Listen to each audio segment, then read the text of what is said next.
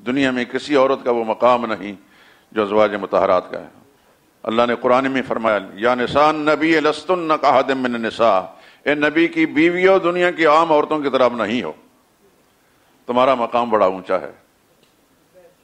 اس واسطے سب حضرات، سب دوست مسئلے کو سمجھیں بھی اور اس بات کو اپنے خواتین تک، اپنی بچیوں تک، اپنے بچوں تک پہنچائیں کہ دنیا میں نبیوں کے بعد بڑا مقام خواتین کے اندر امہات المومنین کا ہے۔ اللہ کی وحی کے ذریعے سے، یہ میرے کہنے پر نہیں ہے، کسی مولوی پیر کے کہنے پر نہیں، اللہ کی وحی کے ذریعے سے لستن کاحد من النساء۔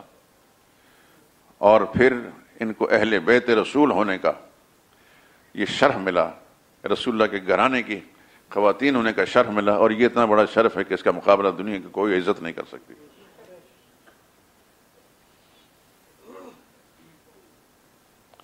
انما یرید اللہ لیذہب عنکم الرجس ویطہرکم اہل البیت۔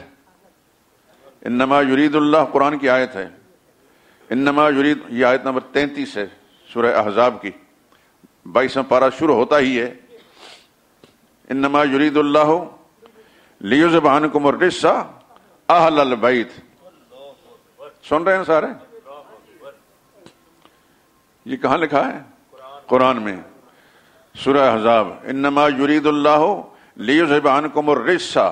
اللہ یہ چاہتے ہیں کہ آپ سے ہر طرح کی آلودگیاں جو ہیں دور کر دیں، اہل البیت، نبی کے گھر والیوں، وَيُطَهِّرَكُمْ تَطْهِيرًا، اور اللہ تعالیٰ تمہیں صاف اور پاک کرنا چاہتا ہے۔ تو آیت تطہیر بھی انہی کے بارے میں نازل ہوئی، اور اہل البیت کی مہر بھی اس بات پر لگی کہ اہل بیت کون ہیں؟ ہاں، ازواج مطہرات۔ یہ ذہن نشین فرمی، یہ بات زور دے کے اس لیے کہہ رہا ہوں کہ کچھ لوگوں نے اپنی چالوں کے ساتھ ازواج مطہرات کو اہل بیت سے نکال کر 4 افراد کو اہل بیت قرار دیا، حضرت علی، حضرت فاطمہ، حضرت حسن، حضرت حسین۔ ان کو ایک جعلی روایت کے ذریعے سے اہل بیت قرار دیا اور قرآن کریم کی آیت کو چھوڑ دیا۔ یہ ذہن نشین فرما لیجئے، کیونکہ سچائیوں کا مرکز کیا ہے؟ قرآن، اللہ کی طرف سے نازل ہوا ہے قرآن۔ اللہ نے مور لگا دی، انما یرید، ازواج مطہرات کا پیچھے سے تذکرہ چلا آ رہا ہے، اس سے آگے بھی انہی کا تذکرہ ہے۔ انما یرید اللہ لیذہب عنکم الرجس اہل البیت، اللہ چاہتے ہیں اے نبی کی گھر والیوں تم سے ہر طرح کی آلودگیوں کو صاف کر دے، ویطہرکم تطہیرا، اور تمہیں صاف اور پاک کر دے۔ اس آیت کو آیت تطہیر کہتے ہیں علماء کی اصطلاح میں، اور اس کے اندر اللہ نے اہل بیت کس کو کہا؟ امہات المومنین کو۔ امہات المومنین اہل بیت ہیں۔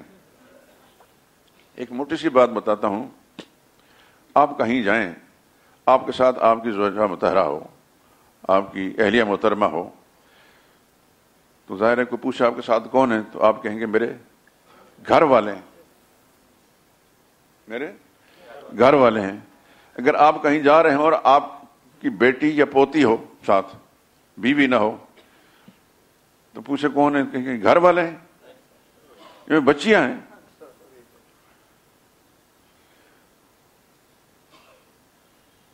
بچیوں کو گھر والے نہیں کہتے، پوتیوں کو گھر والے نہیں کہتے۔ گھر والی یہ ہمارے ہاں اہلیہ کا جو لفظ ہے بیٹی کے لیے نہیں استعمال ہوتا۔ اگر بیٹی کے ساتھ ہو گیا میری اہلیہ ہے ساتھ، اہلیہ ہمیشہ بیوی کے لیے، یہ قرآن کریم کی اس آیت سے لی گئی اہلیہ، بیوی اہلیہ ہوتی ہے، بیوی گھر والی شمار ہوتی ہے۔ بیٹیاں اس وقت تک تو گھر میں رہتی ہیں جب تک شادی نہیں ہوتی، اور جب شادی ہو کر دوسرے گھر میں چلی جاتی ہیں تو پھر جس کی بیوی بنتی ہے وہ اس کے گھر والی ہوتی ہے۔